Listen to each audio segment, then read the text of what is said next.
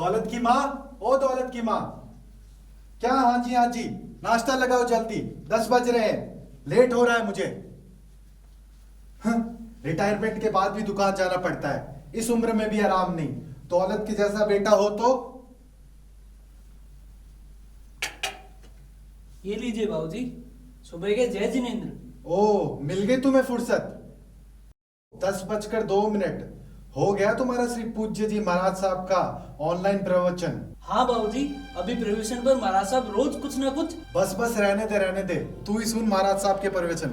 मुझे तो तू ये बता, तू दुकान कब जाएगा? बाबूजी, मैंने आपसे कितनी बार कहा है, आपने जिंदगी भर सरकारी नौकरी कर ली और अब अच्छी खासी पेंशन भी आती है। अब आप दुकान की चिंता करना छोड़ दे, वहाँ पे सोहन है ना, मैं जब तक जाता हूँ वो तब तक संभाल लेता है। और मैंने भी तुझे कितनी बार कहा है, मैंने तेरे नाम दौलत रखा था ताकि तू खूब धन दौलत कमाएगा। मैं तो सरकारी नौकरी से ये 4 कमरों का मकान बना पाया, पर तू बिजनेस कर, बंगला बनाएगा। पर तू और तेरी माँ जब देखो धर्म ध्यान की बातें। बाबूजी, धर्म ध्यान में क्या ही बुराई है? आपका नाम भी तो दादाजी ने प्रभु दयाल रखा था, पर आप तो कभी प्रभु की दया महसूस ही नहीं कर सके। ये सब छोड़िए बाबूजी, नाश्ता ठंडा हो रहा है, नाश्ता कर लीजिए। एमकॉम कर ली और महाराज साहब से 2-4 धर्म ध्यान की बातें क्या सीख ली? तू तो मुझे ही समझाएगा। ठीक है बाबूजी, जो आपको अच्छा लगे वो आप कीजिए। और जो तुझे सही लगे वो तू करेगा, यही कहना चाहता है ना? नहीं बाबूजी, मैं तो सिर्फ आपसे यही कहना चाहता हूँ कि मैं रोज जल्दी ही तो जाता हूँ दुकान, सिर्फ प्रयूषण के 7-8 दिन घंटा भर लेट जाता हूँ, और वो भी वहाँ पे सोहन है, वो दुकान संभाल लेता है। उसको पगार भी तो इसी बात की देते हैं हम। तू नहीं जाता तभी तो मुझे जाना पड़ता है। तू तो सुबह 5 बजे उठ जाएगा, 5:30 से 6:30 साधना करेगा। फिर तेरा एक आसन है तो तू सिर्फ पानी पिएगा। फिर 8 से 9 फिर साधना करेगा। फिर 9 से 10 श्री पूज्य जी महाराज साहब का प्रवचन सुनेगा, और फिर एक आसन करेगा, और फिर तब जाकर 11 साढ़े 11 बजे तक तू दुकान पहुंचेगा। बाबूजी, अभी तो वैसे भी ऑफ सीजन है, कोई शादियां भी नहीं है, इसलिए कोई शादियों के कार्ड प्रिंट करवाने आता भी नहीं है। पंजाबियों और मुसलमानों में शादी कभी भी होती है, पर तुझे उससे क्या? तू बस जिंदगी भर दूसरों की शादी के कार्ड छापते रहना। तेरी शादी की चिंता ना तेरी माँ को है ना तुझे है। और वो कलकत्ता वाली लड़की का बायोडेटा देखा जो मेरे फूफा जी ने भेजा था? इस सब के बारे में मैं संवत्सरी के बाद में कुछ सोचूंगा बाबूजी। हाँ हाँ, अभी तो प्रयोजन है भाई, मन में ब्रह्मचर्य का विचार रखना है। और मैं हूँ कि तुझे शादी ब्याह के चक्कर में डाल रहा हूँ? हाँ दौलत बेटा, तू भी एक आसन कर ले। हाँ माँ, कर लूंगा थोड़ी देर में। वो हापूस आम लाया हूँ तेरे लिए। हापूस बहुत पसंद है ना तुझे, वैसे भी एक टाइम खाता है। एक आसन करे तब खा लेना। बाबूजी वो क्या वो? अब ये मत कहना कि तूने 2 महीने के लिए आम छोड़ दिए हैं। हाँ, वो कुछ ऐसा ही है बाबूजी। क्या तूने आम छोड़ दिए? दौलत तू पागल हो गया है क्या? तू कभी चीनी छोड़ रहा है, कभी नमक। चलो वो तो स्वास्थ्य के लिए बढ़िया भी है, पर अब आम, ये तो तुझे सबसे ज्यादा पसंद है ना। और ये तो इस सीजन के लास्ट आम है बेटा, फिर अगले साल आएंगे। हाँ बाबूजी, मुझे हापुस बहुत पसंद है, इसीलिए मैंने हापुस का रस परित्याग कर दिया। क्या? रस परित्याग? हाँ, रस परित्याग, जो कि एक तरह का बाह्य तप है। ओ, तो अब तू मुझे बाह्य तप और आंतरिक तप का व्याख्यान सुनाएगा? मैं तो कुछ जानता ही नहीं हूँ धर्म ध्यान के बारे में। जो जानते हो तू और तेरी माँ। नहीं बाबूजी, आप गुस्सा मत होइए बाबूजी। तो और क्या करूं? क्या होगा तेरे इन तप से? मुझे तो तेरे रोज रोज के चौंचले समझ नहीं आते। तेरी उम्र के लड़के फिल्म जाते, पिकनिक जाते, और तू अपने आप में मगन रहता है। मैं तेरी उम्र का था तो अपने मन का राजा था, जो जी में आए पहनता था, जो जी में आए खाता था, जो जी में आए देखा, घूमा। तो कुल मिलाकर बात यह है कि मैं अपने जीवन का आनंद लेता था। हाँ बाबूजी, अब मुझे भी अपने जीवन का आनंद लेने दीजिए। तो छोड़िए त्याग तप और थोड़ा मस्त होकर जीना सीख। मस्त रहना है तभी तो तब सीख रहा हूँ बाबूजी। ये ले, उपमा खाना छोड़ रहा हूँ मैं आज से, पर इससे क्या हो जाएगा? मुझे पता है बाबूजी, आपको ये उपमा बहुत पसंद है। आप कहीं पे बाहर जाते हो और उपमा नहीं मिलती तो आप बहुत परेशान हो जाते हो। हाँ, तो अब सालों से आदत पड़ गई ना।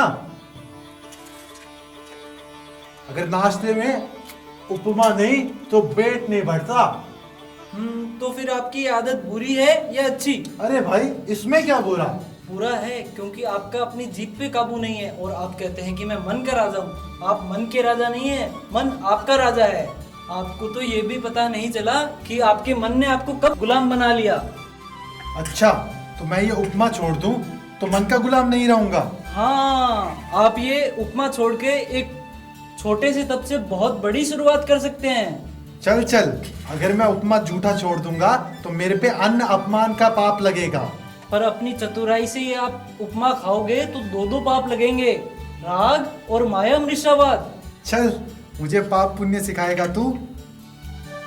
तू जो ये तप करता है ये भी तो मैंने ही तुझे सिखाए हैं। हाँ, मुझे याद है जब मेरे एमकॉम के एग्जाम चलते थे और मेरे दोस्त मुझे फिल्म के लिए कहते थे तो आप ही मुझे रोक लेते थे। तो फिर वो भी तो एक तरह का तप ही था ना? हाँ बाबूजी, वो भी एक तप था। उससे मैं अपने संसारिक सुख पाता, एग्जाम में अच्छे नंबर लाता, पर मुझे अपने जीवन में अच्छे नंबर लाने हैं। जीवन का एग्जाम? अरे तभी तो मैं तुझे बार बार कहता हूँ, काम धंधा सेट कर, दुकान पे ध्यान दे, 4 पैसे जोड़, अच्छी बहू ला, मुझे भी पोते पोतियों का मुंह दिखा। तो इससे मेरे जीवन में अच्छे नंबर आ जाएंगे बाबूजी। अच्छे नंबर, डिस्टिंक्शन मार्क्स आएंगे। बाबूजी, आपने तो ये सब कर लिया ना, आपके तो डिस्टिंक्शन नंबर आ गए ना, फिर भी आप इतने खुश नहीं हो, दुखी रहते हो और बेचैन रहते हो। क्योंकि मेरा बेटा कम अकल है। नहीं बाबूजी, मुझ में अकल है।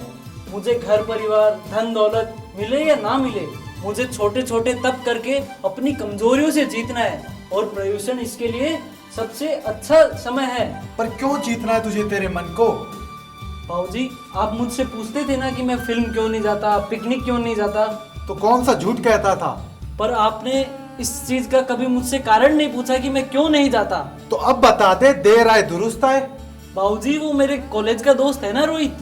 हाँ हाँ, वही जो सीए है। हाँ वही, उसे और मुझे फिल्म देखना बहुत पसंद था और हम दोनों साथ फिल्म देखने जाया करते थे। पर क्या? पर उसकी आदत है फिल्म देखने से पहले और फिल्म देखने के बाद पान की दुकान पे रुक के सिगरेट पीने की। सिगरेट? आदत तो बुरी है, पर तेरा उससे क्या?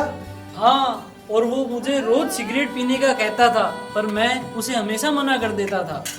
हाँ, तू मेरा बेटा है, मैंने आज तक पान सुपारी नहीं खाई, तो मेरा बेटा सिगरेट कैसे पी सकता है? हाँ बाबूजी, पर आपके बेटे ने एक दिन उसके बहुत कहने पर सिगरेट पी ही ली। क्या कह रहा है तू दौलत? हाँ बाबूजी, तो सच है, वही तो कह रहा हूँ मैं। और वो भी मेरे सामने? जिस बात का प्रायश्चित कर लिया तो सच बोलने से क्या डर। हाँ, मैंने सिगरेट पी और मुझे उसका बहुत पश्चाताप भी हुआ था। तो फिर तूने क्या किया? मैंने रोहित के साथ फिल्म देखना ही छोड़ दिया। ना रहेगा बांस और ना बजेगी बांसुरी।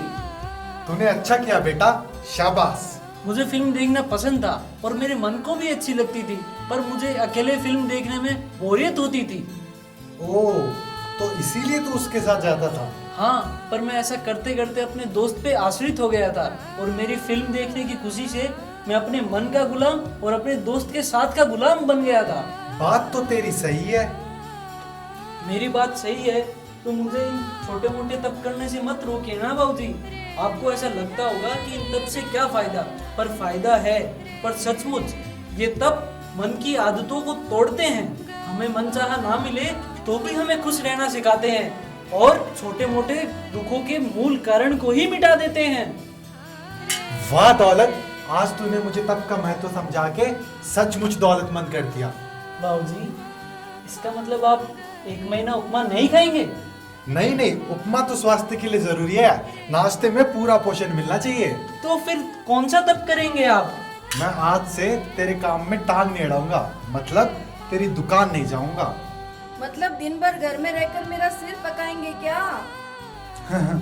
चिंता मत करो दौलत की माँ, मैं तुम्हारा सिर नहीं खाऊंगा, बल्कि एकांत में रहकर कुछ अच्छा पढ़ूंगा, चिंतन मनन करूंगा। मतलब आप विविक्त शयनासन और स्वाध्याय का तप करेंगे? तप के नाम तो नहीं जानता मैं बेटा, पर मैं भी अपने मन का राजा बनूंगा असली में। आज का दिन बहुत अच्छा है, वर्षों बाद ही सही, पर मेरे बाबूजी को तप का महत्व, तप का फायदा दोनों समझ में आ गया।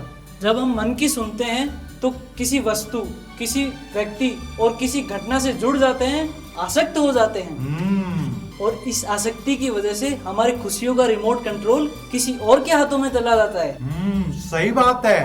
और इससे जीवन में दुख आता है, दरिद्रता आती है, डिप्रेशन आती है और साथ साथ में मानसिक बीमारियां भी आती है। बिल्कुल। इसीलिए तप हमसे कहते हैं कि यदि हम दूसरों के द्वारा तापित नहीं होना चाहते तो खुद ही तप कर लें और दूसरों के द्वारा गुलाम होने से बच जाएं। शाबाश बेटा।